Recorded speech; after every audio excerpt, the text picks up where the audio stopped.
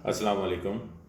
जैसा कि आप लोगों को पता है कि मेरा मलेशिया के अंदर कैंसर ट्रीटमेंट चल रहा है, जो कि मेरे राइट टॉन्सिल में हुआ था। मुझे आज से 3 महीने पहले तकरीबन डायग्नोस हुआ पाकिस्तान में। उसके बाद जो भी कुछ हुआ मैं अपनी पिछली तमाम वीडियोस में डाल चुका हूँ। जिसको भी डिटेल देखनी हो मेरी पिछली वीडियोस में देख सकता है। ये मेरी छठा पार्ट है ये उसका। मैं अपने पूरे कैंसर जर्नी का ये इसलिए डाल रहा हूँ ताकि अल्लाह ना करे अगर किसी को भी कोई ऐसा वक्त आए या कोई इस हालात से गुजर रहा हो तो वो उससे बहुत कुछ सीखने को मिलेगा। क्योंकि मैंने पूरी इसको पाकिस्तान के अंदर बड़े से बड़े हॉस्पिटल्स में दिखाया, कराची में डॉक्टर से मिला, उसके बाद फिर मैं सिंगापुर गया, सिंगापुर के बाद मैं मलेशिया है। तो सारी डिटेल आपको मेरी पिछली वीडियोज़ में मिल जाएंगी। अभी क्योंकि काफ़ी बीच में गैप आ गया, दो हफ्तों का से ज़्यादा का, उसकी वजह सिर्फ ये है कि मेरी रेडिएशन और कीमो चल रही थी। अल्हम्दुलिल्लाह सब कुछ मैं बर्दाश्त कर रहा हूँ, अल्लाह का शुक्र है हो रहा है। मेरी सिर्फ 8 अब रेडिएशन रह गई 33 में से, और मेरी कीमो भी जो है वो 6 थी, 6 में से 4 हो गई हैं। और डॉक्टर कह रहा है शायद 5 की ज़रूरत पड़े, छठी ना भी हो। तो इंशाल्लाह एक एक कीमो रह गई उस हिसाब से, या ज़्यादा 2 कीमो रह गई। अच्छा, अब इसमें बताना ये था कि मुझे क्या साइड इफ़ेक्ट्स आ रहे हैं, क्या प्रॉब्लम्स आ रही हैं, वो मैं आपसे शेयर कर रहा हूँ उन तमाम वीडियोज़ में शुरू से लेकर अब तक अपनी इस पूरी जर्नी की। अब जो ये लास्ट मुझे तीसरी कीमो के बाद मुझे 1 वीक का गैप आया, और अब चौथी कीमो हो चुकी है मेरी, और नेक्स्ट वीक मेरी 5वीं कीमो है। तो मुझे सिर्फ और सिर्फ ये इससे हुआ कि वीकनेस, नो डाउट मुझे वीकनेस बहुत हो रही है, क्योंकि कुछ भी नहीं खाया जा रहा। मैं ज़बरदस्ती खाने की कुछ कोशिश कर रहा था, जिसकी वजह से मेरे बहुत तकलीफ बढ़ गई थी, जिसकी वजह से मुझे बोला भी नहीं जा रहा था। लेकिन अब अल्लाह का शुक्र है कि मैं पिछले 1 हफ्ते से सिर्फ लिक्विड जो भी कुछ है उसे ग्राइंड करवाता हूँ, और ग्राइंड करके उसे पीता हूँ, तो मेरे तकलीफ नहीं हो रही। क्योंकि रेडिएशन की वजह से अंदर सारा कुछ जल गया है, जला रहे हैं। क्योंकि जो मेरे मुंह के अंदर शुरू में मैंने तस्वीर लगाई है, जो जैसा टॉन्सल था मेरे, वो टॉन्सल अल्हम्दुलिल्लाह वो नज़र नहीं आ रहा, वो टॉन्सल ऑलमोस्ट जल गया है मेरा। लेकिन अब थोड़ा सा इस जगह जो बढ़ के यहाँ तक आ गया था, वो हल्का सा यहाँ है अभी मुझे। लेकिन समझे मुझे कि 70% मेरा टॉन्सल जो है, वो जो ऑलमोस्ट जो क्या कहते हैं जो बना हुआ था, वो ख़त्म हो गया, जल गया। लेकिन डेफिनेटली उसकी रेडिएशन से मेरे दोनों तरफ रेडिएशन हो रही है। मेरे गम्स में तकलीफ हो रही है। मेरे ये आप देखें यहाँ पर ये ब्लैक ब्लैक हो गया सारा, जैसे स्किन बर्न हो जाती है, क्योंकि रेडिएशन पूरी चल रही है पीछे तक, पूरी गर्दन की, क्योंकि पूरा मेरा यहाँ तक रेडिएशन है।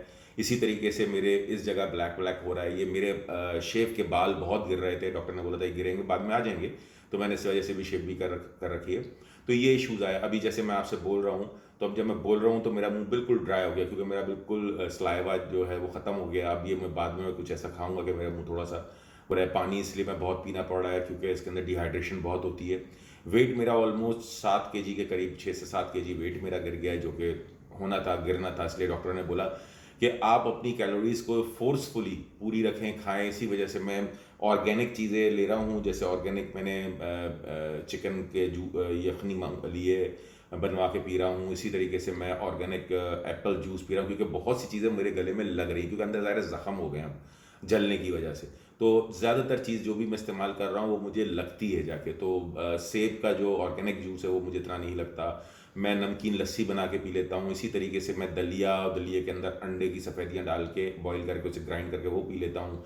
मैं उसके साथ जैसे चावलों में चिकन बॉईल करके डलवा के ग्राइंड कर लिया, बीफ डलवा के कीमे को बॉईल करके दाल के साथ वो पी लिया। तो ये मैं ऐसे अपनी कैलोरीज को कोशिश कर रहा हूँ कि पूरी करूँ, और अल्हम्दुलिल्लाह फ़र्क पड़ा। उसके साथ डॉक्टर ने मुझे कुछ दांत की दवाइयाँ दी हैं, मुंह की, जाके मेरे मुंह के अंदर ज़ाहिर ब्लीडिंग भी हो रही है, मुंह के अंदर बहुत ज़्यादा तकलीफ भी है।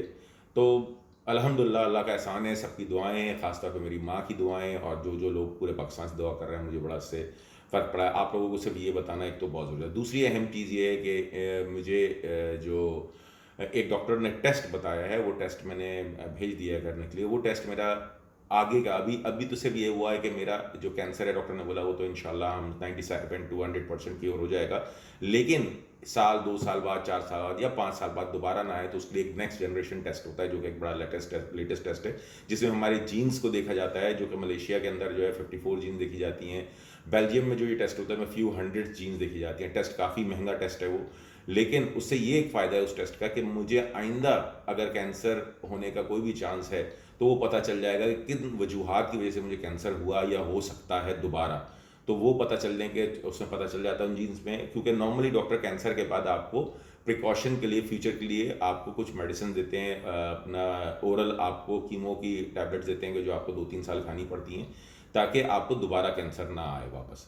तो जब ये टेस्ट की रिपोर्ट आएगी तो अक्सर लोग नहीं कराते, ज़ाहिर है पैसों की वजह से, लेकिन अल्हम्दुलिल्लाह मुझे ऐसा इशू नहीं है पैसों का, तो अल्लाह का एहसान है बहुत बड़ा, तो जिसकी वजह से वो टेस्ट मैं करा रहा हूँ, क्योंकि उस टेस्ट की कॉस्ट ही तकरीबन, जो पाकिस्तानी अगर पड़ेगी बेल्जियम से कराएंगे तो वो तकरीबन 15 से 20 लाख की पड़ेगी, और अगर हम दूसरे मुल्कों से कराते हैं तो वो डिफरेंट है, 8 लाख भी है, और मलेशिया में 2 से 3 लाख में पड़ेगी।